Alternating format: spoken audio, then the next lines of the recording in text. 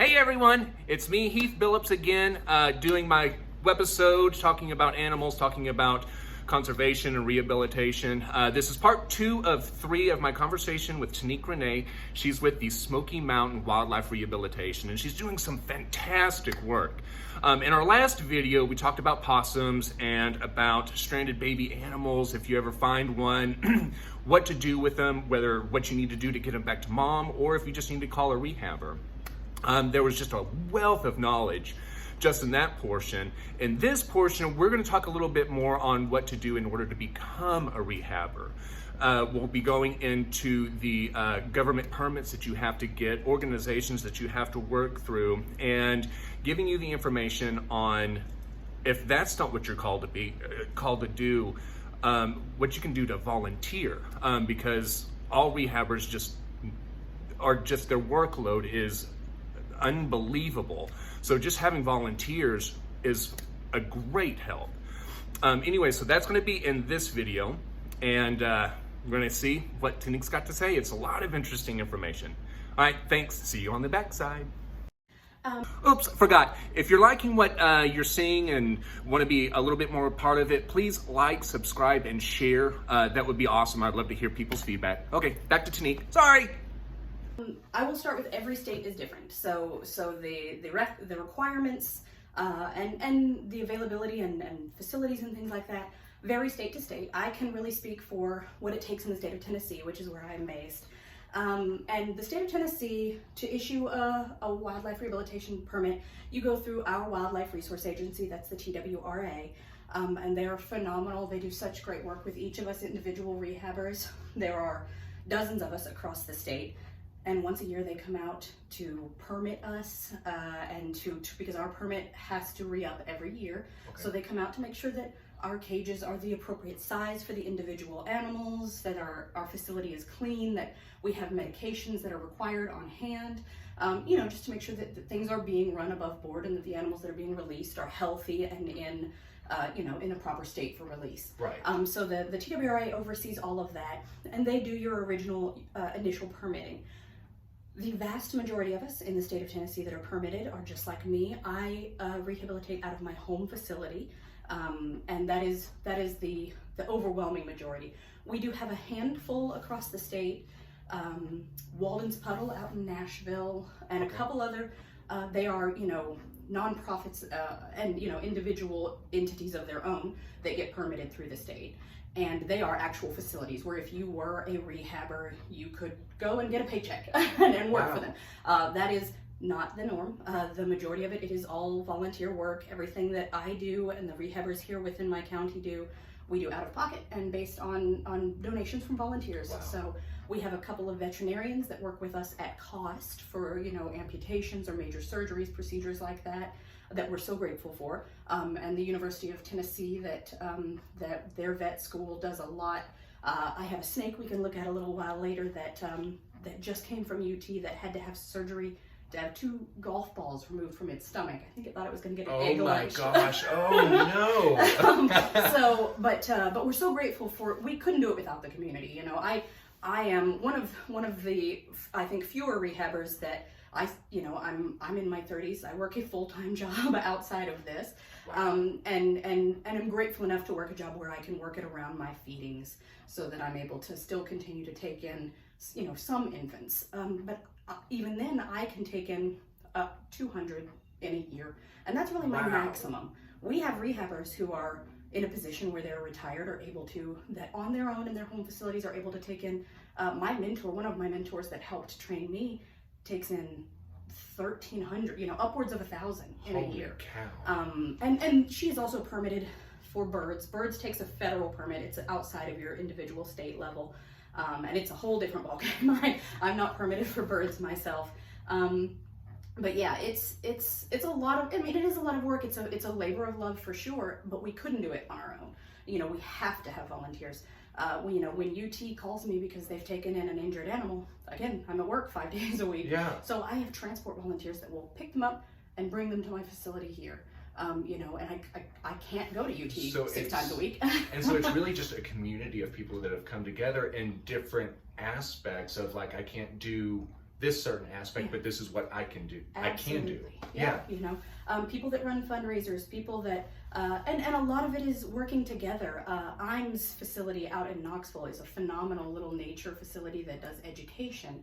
And they reached out to myself and some of the other local rehabbers a couple of months ago because they don't take in and rehabilitate. They have a permit for education animals.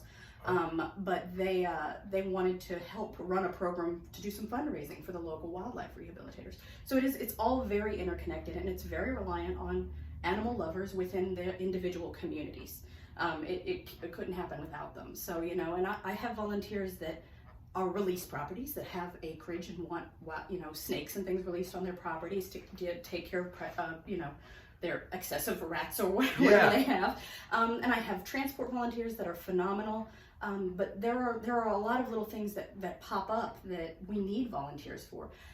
In most of your rehabbers in our home-based facilities, we don't necessarily need like care volunteers. And most people, when they reach out, you know, they want to be able to interact more with the animals. Yeah. But because our goal here is release, we want to do the least amount of touching and holding we can do.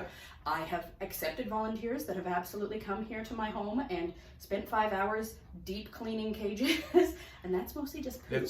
A majority of the volunteering is just poop. But if that's what you like, there's no rehabber that will tell you no.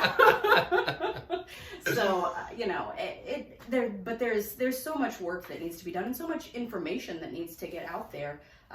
You know, 5 years ago I was working in animal shelters, working with domestic animals, and if you asked me what a wildlife rehabilitator was or did, I could maybe tell you, yeah, you know, they take wild animals in. I could definitely not give you any information until I started to get involved.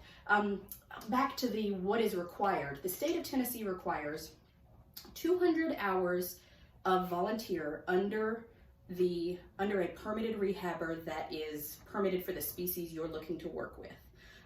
So 200 hours, and then that rehabber would send a letter of recommendation in addition to your application, and or a year as a vet tech within the state, and or a comparable permit from another state. So if you were permitted in the state of Florida and moved to Tennessee, you would attach that permit with your application to apply within the state of Tennessee. And I had a little bit of both coming in. Most of my experience was as a kennel tech or a vet tech, an unlicensed vet tech over the years. But I wanted to make sure that I logged those hours. So I actually logged 400 hours across 3 or 4 different mentors that were permitted within the state before I began the application process. And that was, it sounds simple on paper, but it is a lot of work. Yeah, that's a lot of hours and a lot of work and a lot of time. Yeah. And it's a great example of the time you will end up putting in, our day, this time of year, most of my incubator babies have graduated to starting the wild up process. And so my mornings are a little slower. I've only got to spend about an hour in the morning kind of getting everybody together, making, my nocturnals don't eat until night. So, but there are, early spring, and we're fixing to hit another baby boom here in a month or two. There are days when you get 2 hours of sleep in between feedings if you can. Oh my gosh. And that's every year like clockwork, and we're kind of getting into, this is the murky time of year where, you're not getting in as many babies, but the babies that you get in, when we're pulling them off of mothers, or when everything that's coming in is going to be coming in, this is the time of year where everything has maggots. Everything is in its worst possible state. So your patients that come in now are more critical care patients than babies that were pulled off a mother 2 or 3 months ago when the weather was cool and the flies weren't out. Oh wow. They some rehydration and some, but for the most part, they very quickly start to thrive. Now what we're going to be taking in over the next month or two are going to be a lot of critical care patients back to back, and those do require more time, because when you see something start to crash, that is more time you've got to immediately start putting in.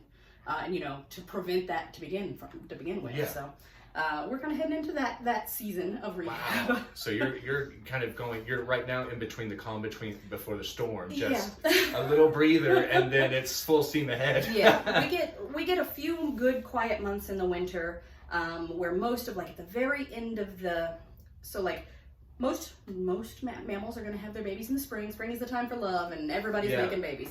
Rabbits have babies all summer long, so they'll have 3 or 4 litters. So we'll do rabbits all summer. Possums will go kind of late into the spring and summer, but squirrels will have a baby boom in the spring, and then again they'll have a second one in the fall. So we'll have that again right before. So it's almost like you can set your watch to it, and you can kind of say, okay, this is what I need to prep for. Wow. And yeah, nature has everything like clockwork, and for a reason. The fall and spring squirrel boom is very interesting as far as the spring squirrels. When I get them in, they are healthy, they are strong, they want to thrive. Spring squirrels, you can feel the strength in their little bodies. Winter, the reason that nature has a winter squirrel boom is so that over the winter, our scavengers and our predators will still have something.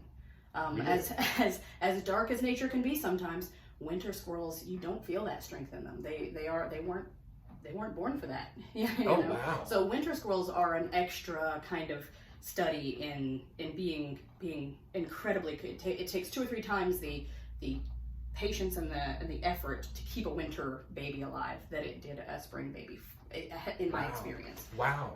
But yeah, so right at the end of winter, we'll get that squirrel boom. I'll get a lot of flying squirrels in from tree toppers. As they're cutting trees, we'll get nests of flying squirrels, which you don't see really any because they are fully arboreal, fully nocturnal. Most people that I talk to are unaware that we have flying squirrels here in Tennessee because you will never see one unless you're 50 feet up a tree in the middle of the night. Yeah. Oh wow, that is amazing. I actually didn't even know that. Yeah. Granted, I'm only lived here for a very short time, so they are just, and they look like, if you've ever seen a sugar glider, to an untrained eye, you might have trouble telling a difference. They are just little sugar glider sized guys. Really? Mm-hmm. Oh, that's so neat. I'm gonna have to go look in trees now. Or get binoculars from a safe distance. Yes, that's probably it.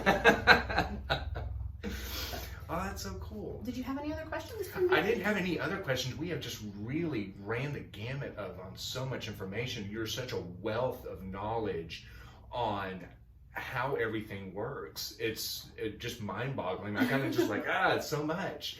But you did say you were going to bring out a little kiddo. Okay, yeah. I was kind of excited for that. I will go grab that guy and we can look at him. And I've actually got an interesting turtle case that we can talk about too, and I'll show you guys if you want. That'd be fantastic. Let me go grab those kids. Yeah. Okay guys, that is end of part 2. I hope y'all got a lot of really good information. I know I did, and it's just, it's such a boatload of information and what you can do in order to become a rehabber or even volunteer. So in the next video, we're gonna go over a couple of other things. She's gonna bring out some other kiddos, special rehab cases that are just mind-boggling. It's insane. But anyways, so this is it. End of part 2 of 3 with Tonique Renee with the Smoky Mountain Wildlife Rehabilitation. Again, like I said earlier, if you like watching this stuff, please like, share, and subscribe. And again, go check out Miss Tonique Renee at the Smoky Mountain Wildlife Rehabilitation Center. Here is this. Y'all go check her out, and I'll see you next time. Adios, guys. Thank you.